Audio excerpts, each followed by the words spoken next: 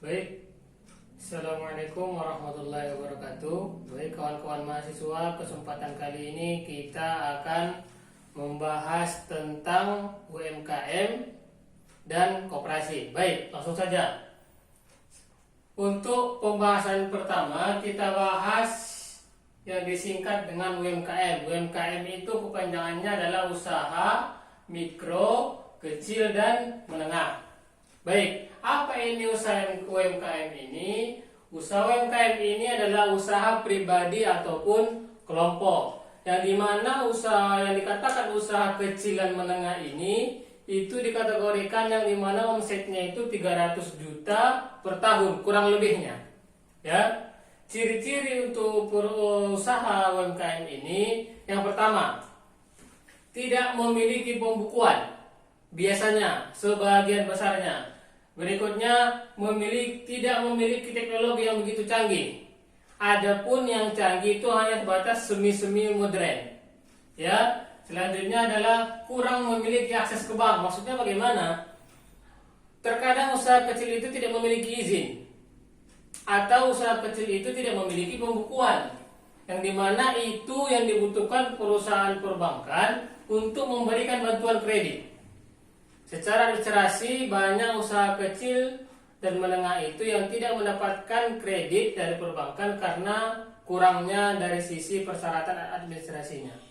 Berikutnya adalah dari sisi ekspor. Jarang kita temukan itu kalau perusahaan-perusahaan atau usaha-usaha menengah dan kecil ini mengekspor barangnya.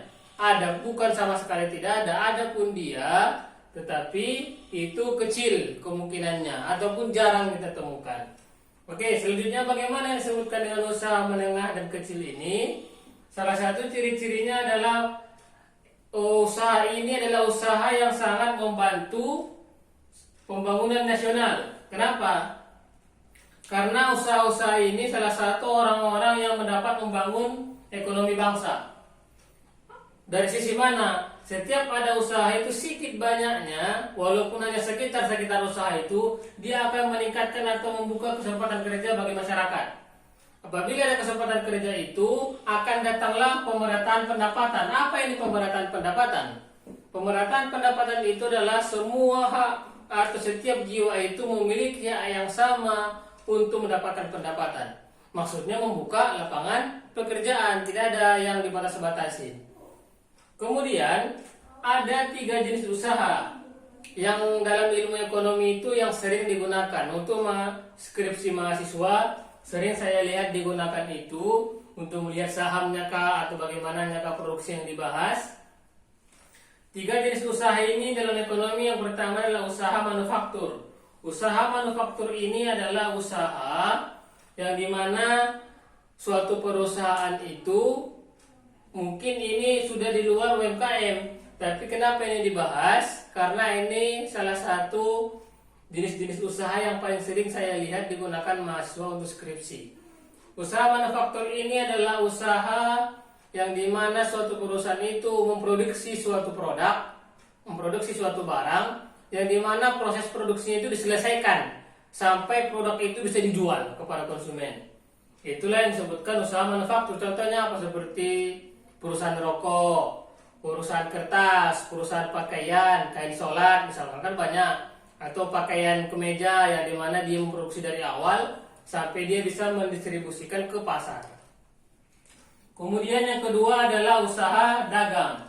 Usaha dagang ini adalah usaha yang dimana tugas utamanya hanya untuk berdagang. Ini terlihat di usaha-usaha tradisional. Sering kita temukan ini usaha-usaha tradisional seperti grosir-grosir sembako. Nah, inilah itu termasuk usaha dagang. Dan yang terakhir adalah usaha jasa. Usaha jasa ini adalah usaha yang dimana menjual jasanya, seperti pengiriman paket, ekspedisi, atau hotel dan yang lainnya. Oke, inilah sekilas untuk pembahasan UMKM. Selanjutnya kita membahas tentang koperasi. Baik kawan-kawan, koperasi ini adalah usaha yang dimana kepemilikannya itu memiliki badan usaha gerakan ekonomi rakyat. atau sering kita bahasakan dalam bahasa kita, di mana usaha itu, jualan itu yang memiliki badan hukum. Itulah yang disebutkan dengan koperasi, sering kita temukan di sekolah-sekolah. Selanjutnya, keuntungan bukan menjadi prioritas, karena itu koperasi biasanya mengurangi keuntungan, bukan berarti tidak mendapatkan keuntungan, tetap memikirkan keuntungan, tapi tidak menjadi prioritas utama. Dan motor penggerak perekonomian ini berikut dengan koperasi sama halnya dengan UMKM, karena banyaknya apabila kita membantu perekonomian rakyat, kita salah satu yang dikatakan untuk penggerak perekonomian. Apabila penggerak perekonomian ini bagus, berarti baguslah perekonomian suatu daerah, suatu provinsi ataupun bangsa. Oke. Berikut adalah jenis-jenis koperasi. Yang pertama adalah koperasi konsumsi. Koperasi konsumsi ini adalah di mana koperasi itu memiliki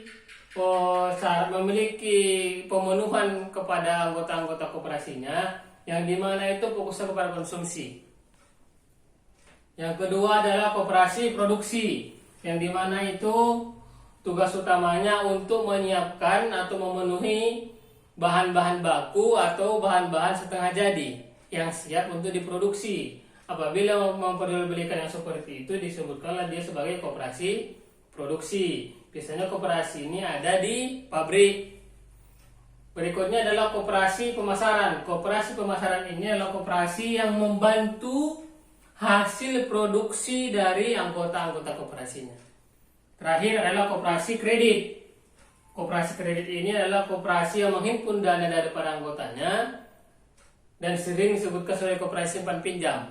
Setelah dihimpun dana dari anggotanya, kemudian dipinjamkan kembali kepada anggotanya. Dan kita ketahui banyak masyarakat yang menggunakan pinjaman dari koperasi dibandingkan dari perbankan. Kenapa? Karena memang koperasi itu pro terhadap anggotanya, karena tidak menjadi prioritas utama untuk mencari bunga ataupun keuntungan. Oke, sekian sekilas pembukaan wacana dari saya. Selanjutnya bisa diperjelas ke buku pegangan kita. Saya cukupkan sampai di sini. Sekian. Assalamualaikum warahmatullahi wabarakatuh.